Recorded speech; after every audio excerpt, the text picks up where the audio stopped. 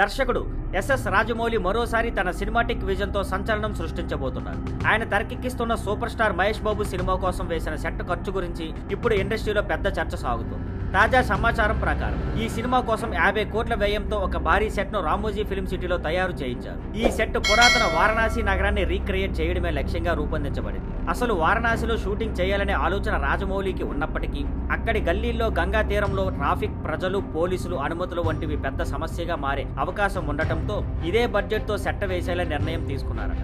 ఈ సెట్ లో ఘాటులు, దేవాలయాలు, నదీ తీరాలు సహా అసలైన వారణాసి ఫీల్ వచ్చేలా ప్రతి విషయం మినహాయింపు లేకుండా డిజైన్ చేశారు. ఇంతకు ముందు దేవదాస్ సినిమాకి మొత్తం బడ్జెట్ 50 కోట్లు ఉండేది. బాజీరావ్ మస్తానీ, హీరా మండి, ప్రేమ్ రతన్ ధన్ పాయ్ వంటి సినిమాలకు 15 నుంచి 20 కోట్ల మధ్య సెట్స్ అయ్యాయి. అయితే మహేష్ బాబు సినిమా మాత్రం ఇండియన్ సినిమా చరిత్రలోనే అత్యంత ఖరీదైన సెట్స్ లో ఒకటిగా నిలవబోతుంది.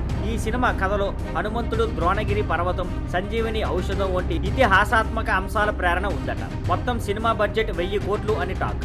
ఈ సినిమాలో ప్రియాంక చోప్రా, పృథ్వీరాజ్ సుకుమారన్ వంటి నటులు కీలక పాత్రలో పోషిస్తున్నారు. సంగీతాన్ని ఎంఎం కీరవాణి అందిస్తున్నారు. Thank you for watching. Please like, share and subscribe.